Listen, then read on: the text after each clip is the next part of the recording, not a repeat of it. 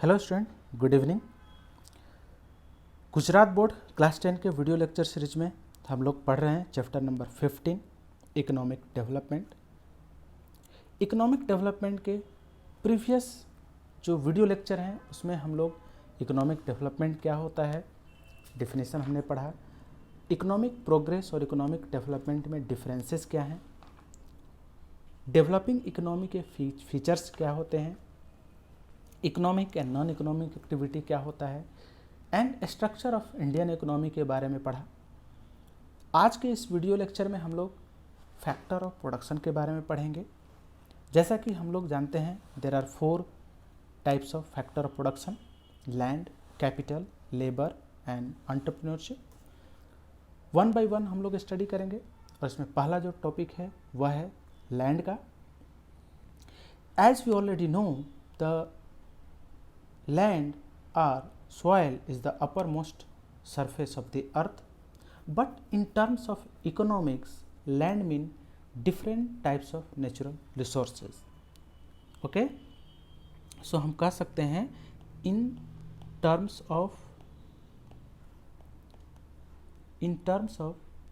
economics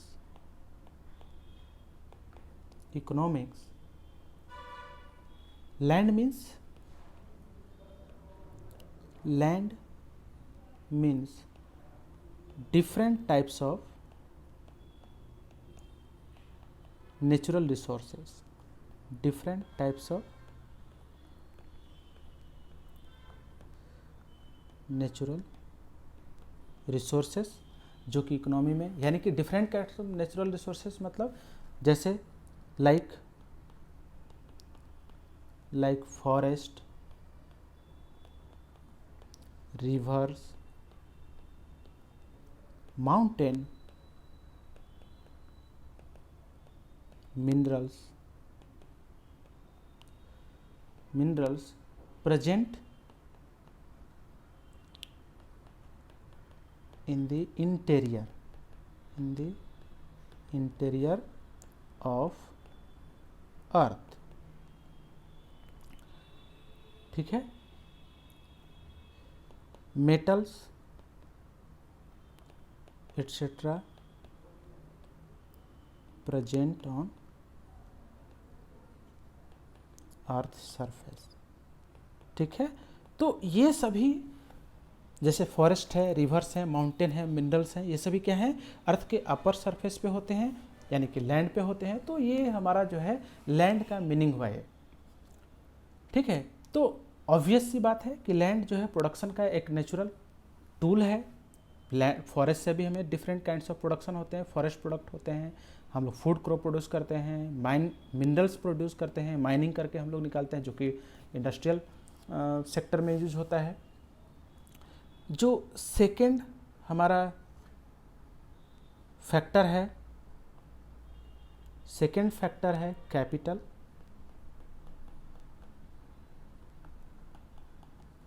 यह भी जो है बहुत इंपॉर्टेंट फैक्टर है। कैपिटल मतलब money, man made instrument helpful in production process. ठीक है, जैसे कि इंस्ट्रूमेंट जो इंसानों ने बनाया है जो, तो कैपिटल क्या हो सकते हैं, इंस्ट्रूमेंट हो सकते हैं, instrument, tools, houses,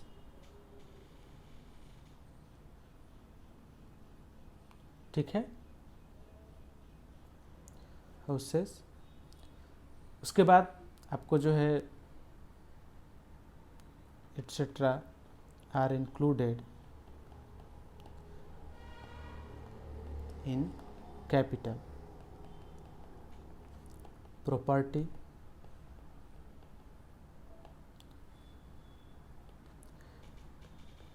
assets and investment. ठीक है ना, ये सभी क्या हैं हमारे कैपिटल हैं। देखिए कैपिटल 2 तरह के होते हैं, फिजिकल कैपिटल, ये सभी फिजिकल कैपिटल हैं और फिजिकल कैपिटल 2 तरह का होता है। वैसे तो एक ह्यूमन कैपिटल, लेबर जो है ह्यूमन कैपिटल है। फिजिकल कैपिटल 2 तरह का होता है, फिक्स कैपिटल और वर्किंग कैपिटल। फिक्स कैपिटल जैसे मशीन्स, टूल्स, हाउसेस, ये सभी फिक्स कैपिटल हैं। बिल्डिंग्स फिक्स कैपिटल है। and raw material and money in hand for the production are working capital. Okay तो जो भी मनी हम लोग इन्वेस्ट करते हैं either in tools, machinery, houses, for payment, for buying mineral, raw material, ये सभी कैपिटल कहलाते हैं। जो थर्ड फैक्टर है वह है लेबर, यानी कि वर्क फोर्स, और लेबर को ह्यूमन कैपिटल कहा जाता है। तो वर्क फोर्स क्या है? जो लोग प्रोडक्शन में वर्क करते हैं, स्किल्ड और अनस्किल्ड, ठीक है ना। लेबर का मतलब क्या हुआ?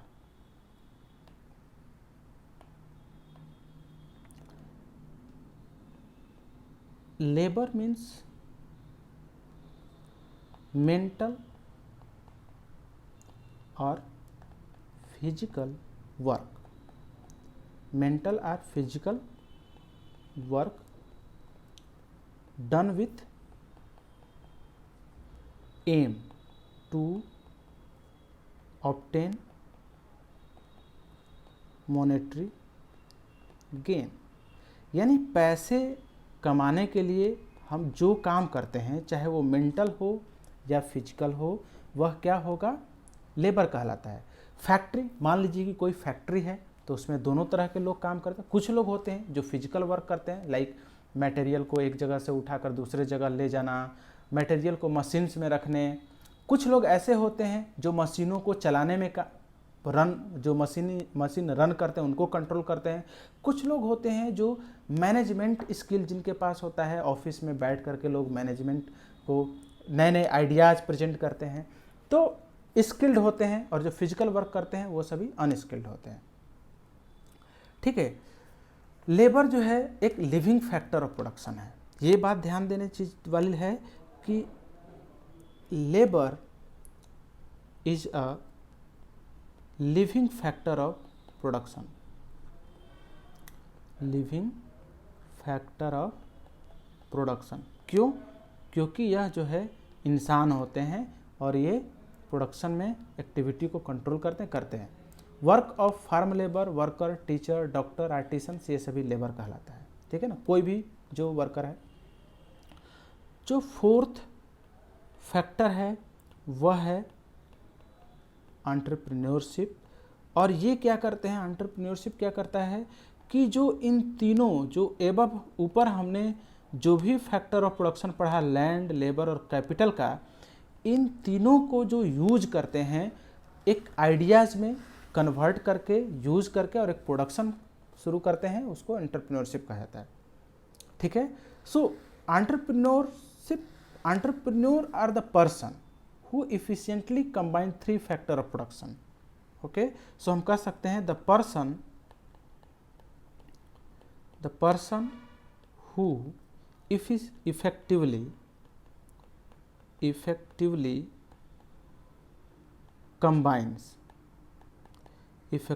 combines the three factors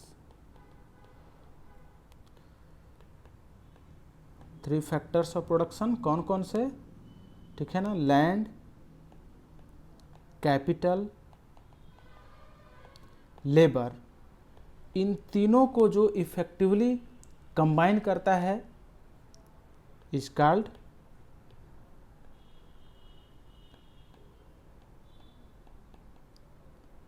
entrepreneur. Okay, उसको एंटरप्रेन्योर कहा जाता है।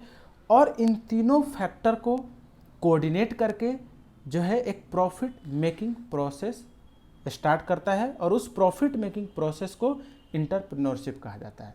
यानी कि मान लो कि आप कोई पर्सन हो, आप में से किसी के पास एक आइडिया आया, कोई भी आइडिया है, आप कुछ प्रोडक्शन करना चाहते हो, इंडस्ट्रीज लगाना चाहते हो, उसके लिए आप मनी का यूज करोगे, कैपिटल का, एक फैक्ट्री इंस्टॉल करोगे, ठीक है, और एक नया प्रोडक्ट बनाओगे। चाहे कुछ भी प्रोडक्ट हो सकता है, वह फूड प्रोडक्ट है या इंडस्ट्रियल प्रोडक्ट है।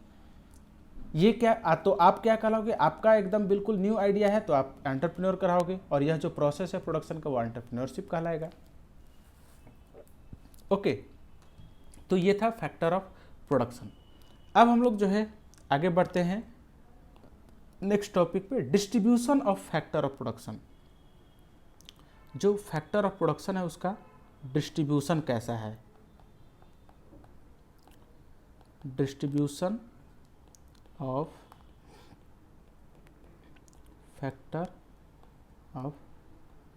फैक्टर्स ऑफ प्रोडक्शन, यानी कि यही लैंड, लेबर, कैपिटल का जो है डिस्ट्रीब्यूशन किस तरह से है। जो ह्यूमन वांट्स है, हम लोग जानते हैं कि ह्यूमन वांट्स अनलिमिटेड है, इंसान की जो इच्छा है कभी भी ख़त्म नहीं होती है, और लेकिन इंसान का जो वांट है वो अनलिमिटेड है, रिसोर्स क्या है, लिमिटेड है। हमारे जो वांट्स हैं ये अनलिमिटेड है, ठीक है, लेकिन रिसोर्सेस जो कि इस वांट को फुलफिल करने के लिए यूज किए जाते हैं, यह क्या है, लिमिटेड है। हमारे इन्वायरमेंट में जो भी है वह लिमिटेड है, ठीक है, लेकिन इंसान ने उसको समझा कि जो है ये अनलिमिटेड है और उसका मिस यूज करना शुरू कर दिया, एक्सेसिव यूज करना शुरू कर दिया, जिसके वजह से बहुत सारे प्रॉब्लम भी क्रिएट हो गए, ठीक है। सो ड्यू टू यूज, ठीक है, ड्यू टू अनलिमिटेड यूज, जो फैक्टर ऑफ प्रोडक्शन है उसकी स्कार्सिटी क्रिएट हो गए, ठीक है। सो हम कह सकते हैं कि there will always be scarcity of factors of production, factors of production. क्यों हुआ? क्योंकि इंसानों ने जो है कंटिन्यूअसली रेगुलर जो है यूज करना शुरू कर दिया अनलिमिटेड वे में, ठीक है। आपके पास इस लैंड पे जो कुछ भी है वह लिमिटेड क्वांटिटी में अवेलेबल, चाहे वो आयरन ओर हो, फॉरेस्ट हैं, पेट्रोलियम, गैस, जो कुछ भी है। Due to scarcity of factor of production and limited quantity of resources, each and every country faces problem related to allocation of resources। जो भी रिसोर्स है उसको कैसे एलोकेट किया जाए, कैसे डिस्ट्रीब्यूट किया जाए, किस तरह से उसको मैक्सिमम यूज किया जाए, इसके लिए हमेशा प्रॉब्लम फेस करती है कंट्री। मेनी क्वेश्चन अराइज होते हैं कि किस तरह से, क्यों, कब और कैसे जो है कितनी क्वांटिटी में रिसोर्सेज को यूज किया जाना चाहिए, ठीक है। तो यही सब क्वेश्चन है, और किस तरह से फिर जो रिसोर्सेज हैं, फैक्टर प्रोडक्शन, उसको डिस्ट्रीब्यूट किया जाता है। तो पहला जो है कंट्रीब्यूशन डिस्ट्रीब्यूशन का पहला जो टॉपिक हम लोग पढ़ेंगे वह पढ़ेंगे अनलिमिटेड वांट। किस तरह से अनलिमिटेड वांट जो है प्रोडक्शन स्कार्सिटी क्रिएट किया।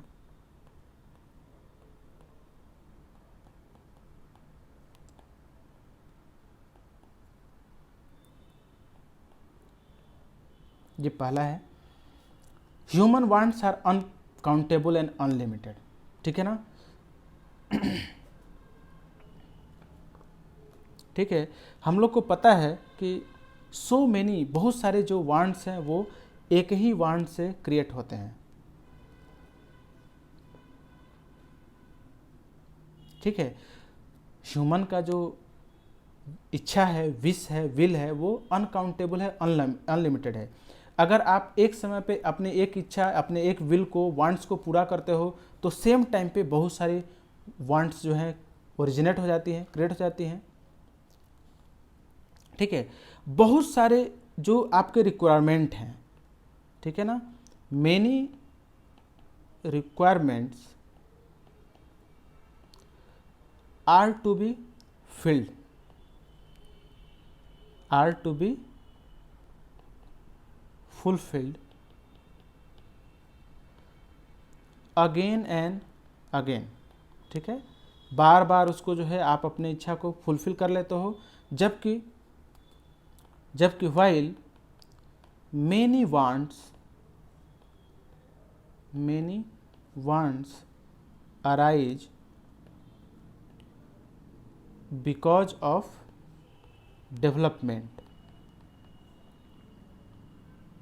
Development of science and technology. ठीक है, इंसान की जो इच्छाएं हैं वो तो अनंत हैं, अनगिनत हैं, लेकिन हमें उनमें से कुछ चीज़ें होती हैं जो फुलफिल करना होता है। एक इच्छा हम लोग फुलफिल करते हैं, एक अपने विश को फुलफिल करते हैं, बहुत सारे फुलफिल विशेष जो है क्रिएट हो जाते हैं। कुछ विशेष होते हैं, बहुत सारे विशेष हैं जिनको हम बार बार जो है फुलफिल कर लेते हैं, लेकिन at the same time many wants जो क्रिएट होते हैं वह किसके वजह से? Due to development of science and technology. जैसे अभी मान लो आप सेलफोन यूज कर रहे हो, साइंस एंड टेक्नोलॉजी के दौर में हर दिन एक नया सेलफोन बन रहा है। आज आपने एक सेलफोन खरीदा, कल नया मॉडल आ गया, कल आपकी इच्छा हुई कि वो हमारे पास होना चाहिए था, फिर उसको फुलफिल किया, अगले नेक्स्ट वीक में अगेन आ गया कोई नया जो सिस्टम आ गया, नया टेक्नोलॉजी आ गया, नए डिवाइस आ गए, तो आपको उसको भी खरीदने की इच्छा होगी। ठीक है, तो ये कभी भी फुलफिल नहीं हो सकता है, और रीज़न इसका क्या है? नए नए विश क्रिएट होने का, development of science and technology. So because of many reason wants become unlimited. So in order to fulfil wants one has to make selection among want. आपको अपनी किस इच्छा की फुलफिल करनी है, किस इच्छा को फुलफिल करना है, इसके लिए आपको सिलेक्शन करना पड़ता है, आपको प्रायोरिटी डिसाइड करनी पड़ती है। ठीक है, सो हम कह सकते हैं, so in order to fulfil the wants one has to make selection among wants. आपकी कई सारी इच्छाएं हैं, अनलिमिटेड है, बहुत अच्छी बात है, लेकिन उसमें से आपको किस इच्छा, आपके किस विल को, अपने किस वांट को आप पूरा करना चाहते हो, ये आपको सिलेक्ट करना पड़ेगा, प्रायोरिटाइज करना पड़ेगा, बिकॉज जो हमारे पास रिसोर्सेज हैं वो अनलिमिटेड हैं, सॉरी हमारे पास जो रिसोर्सेज हैं वो क्या हैं? लिमिटेड हैं। जो सेकेंड पॉइंट है इसका, important order, important order in terms of necessities, means आपकी जो भी ज़रूरतें हैं, किसी भी इंसान की बहुत सारी ज़रूरतें होती हैं, एक दो ज़रूरतें नहीं हैं, लेकिन उन ज़रूरतों में भी आपको एक ऑर्डर रखना पड़ेगा। अगर मान लो कि आपको कई सारी चीज़ें हैं, दो चार चीज़ें हैं, दो मान लो कि आपके 5 नीड हैं, और 5 नीड भी ज़रूरी हैं आपके लिए, नेसेसरी हैं, तो उनमें भी आपको प्रायोरिटाइज करना पड़ेगा कि कौन सा नीड आपका सबसे पहले पूरा होना चाहिए। ठीक है ना, तो इस तरह से हमको अपने नेसेसिटीज़ की जो है इम्पोर्टेंट ऑर्डर बनाने पड़ेंगे। ठीक है, क्योंकि रिसोर्सेज जो हैं वांट्स को सेटिस्फाई करते हैं, और जो रिसोर्सेज सेटिस्फाई करते हैं वांट को वो लिमिटेड हैं। So individual has to decide which want is more important. ठीक है ना, इंडिविजुअल हैज़ टू डिसाइड, उसको डिसाइड करना पड़ेगा कि which want is more important, यानी उसके लिए उसका कौन सा वांट जो है सबसे ज़्यादा इम्पोर्टेंट है, ये उसको डिसाइड करना पड़ेगा। ठीक है, he has to satisfy his requirement in order of priority, उसको प्रायोरिटाइज करना पड़ेगा। Whichever requirement is more important that has to be satisfied early. ठीक है, जो सबसे ज़्यादा इम्पोर्टेंट होगा उसको सबसे पहले उसको सेटिस्फाई करना पड़ेगा। ठीक है, सो हम कह सकते हैं which ever requirement is more important that has to be satisfied early. Okay, तो इस तरह से हम लोग डिस्ट्रीब्यूट करते हैं अपने फैक्टर ऑफ प्रोडक्शन को। 2 फैक्टर ऑफ प्रोडक्शन का डिस्ट्रीब्यूशन हमने पढ़ा, 2 और बाकी हैं अभी, ठीक है। Land limited resources and alternative use of resources. Student, बाकी जो 2 पॉइंट हैं इसके हम लोग नेक्स्ट लेक्चर में पढ़ेंगे। आज के वीडियो लेक्चर में यहीं तक हम लोग पढ़ेंगे।